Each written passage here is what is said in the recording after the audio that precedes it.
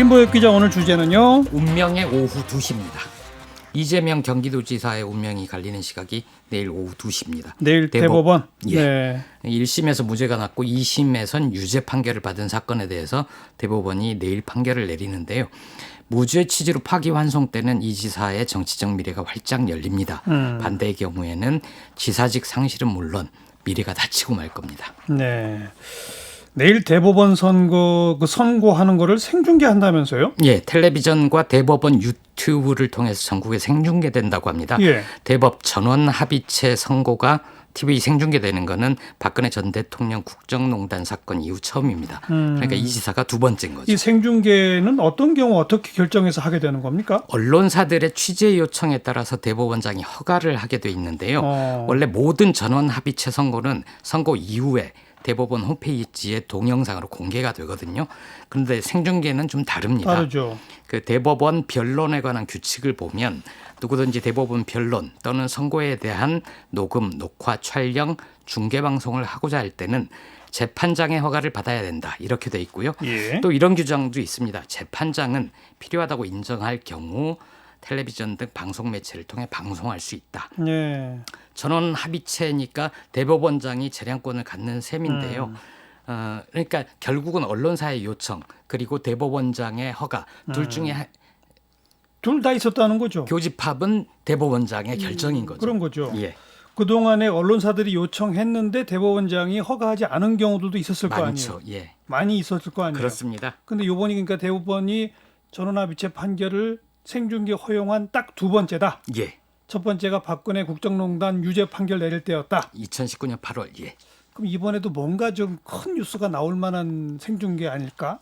이런 그것- 추정이 가능해질 것 그것 같아요. 때문에 무죄 파기 환송되는 거 아니냐 이렇게 전망하는 분들도 있습니다. 지금 이 지사 혐의가 뭐였죠? 2년 전 2018년 지방선거 때 거죠. 이 지사는 성남시장 재임 시절에 2012년 6월입니다.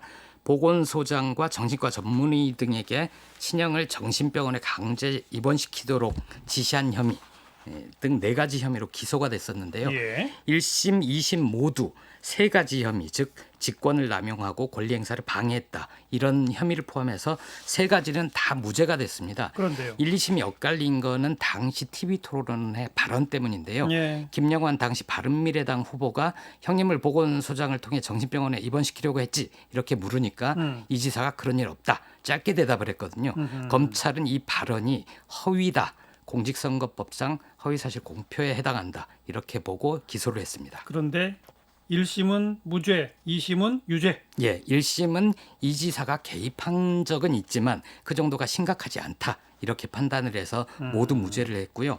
2심은 그 발언에 대해서 유죄로 인정해서 당선 무효형에 해당하는 벌금 300만 원을 선고했습니다. 예. 선거법상 100만 원 이상이면 당선 무효가 됩니다. 네. 그 TV 토론회의 발언이 선거법 위반이냐 아니냐. 예. TV 토론회 사회를 제가 봤었는데 참. 아, 근데 이번에 대법원 전원 합의체로 가게 된 과정도 또 복잡하죠? 예. 전원 합의체로 모두 가지는 않습니다. 예. 일단 대법원의 심리까지 가기가 만만치 않습니다. 왜냐하면 상고 기각률이 95%거든요. 그렇죠. 처음에 이 전원 합의체로 가기 전에 4명의 대법관이 참여하는 소부에서 먼저 심리를 하는데요. 맞아요. 여기서 전원 동의하면 거기서 결론을 냅니다. 그런데 지난달에 전원 합의체로 회부됐다는 건 이 안에 이견이 있었다는 거죠. 그렇죠. 그리고 전합으로 가게 되면 보통 심리가 길어지는데 대법원은 한 차례 전원 합의체 기일을 열었고요. 그랬어요. 그리고 선고기일을 바로 16일로 내일로 지정을 한 겁니다. 만약 의견이 팽팽하게 갈렸다면 더 길어졌겠지만 네. 심리를 빨리 마친 걸 보면 이견은 있더라도 어느 한쪽으로 좀 쏠린 거 아니냐 이런 추정이 가능합니다. 예. 이게 또 그 대법원이 딱 한 차례 전원 합의체 심의를 해놓고 예, 그날은 16일 날 선고한다는 예고를 안 했어요. 그날 안 했죠. 그날은 며칠 뒤에. 일단 결론은 내렸다.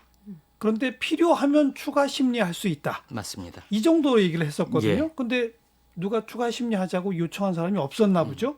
그래서 13일에 16일 선고하겠다 이렇게 어, 얘기를 했거든요. 그래요. 그러니까 그 사흘 전에 결정이 알겠습니다. 된 거죠.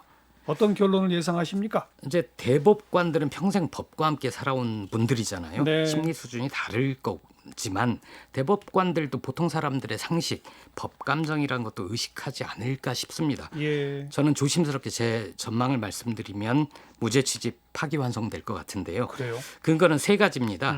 일단 문제 TV 토론회에서 이 지사의 발언이 적극적으로 허위 사실을 유포하려 했느냐의 여부입니다.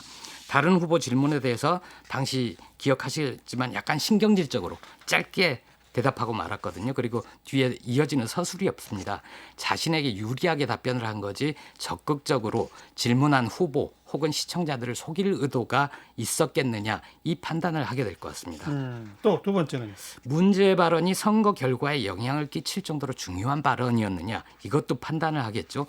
그 발언 하나로 팽팽했던 선거 결과가 뒤집혀서 낙선할 사람이 당선된 거냐 이걸 볼 겁니다. 근데 당시 이 지사가 56.41% 득표로 당선이 됐고 2위 남경필 자유한국당 후보는 35%였습니다. 예. 20% 이상 격차였습니다. 그 답변의 여파, 측정은 불가능하죠. 그런데 상식적인 수준에서 판단이 가능할 겁니다. 1심도 이 점을 좀 높이 봐서 무죄 판단을 내렸었던 거고요. 예. 또 하나 더 보면 문제 답변이 과연 현재 지사직을 중단시켜야 할 정도로 엄청난 허위 사실인가 이것도 판단하지 않을까 싶습니다. 네. 내일이면 남은 김보엽 기자도 뭐 맞는지 틀리는지 나오겠네요. 예. 제 전망이 틀리면 저야 며칠 창피하고 말겠지만 이 지사는 아주 큰일이 나는 거죠. 선거 보존 비용이 한 40억 가까이 되는데 그것도 반납해야 되고요. 그런다면서요. 민주당은 내년 4월 재보선 규모가 커지잖아요. 그렇죠. 그래서 더 고민이 될 거고 이 지사는 2월 달에 페이스북에 이런 글을 쓴 적이 있습니다. 정치적 사용 두렵다. 경제적 사용은 더 두렵다. 전 재산을 다 내고도 한 생을 더 살며 벌어도 못다 갚을 엄청난 선거자금 반환 그리고 필연적인 실용불량자의 삶이 날 기다린다. 이런 걱정을 남겼습니다. 네. 내일 오후 2시 지켜봅시다. 뉴스사이드였어요.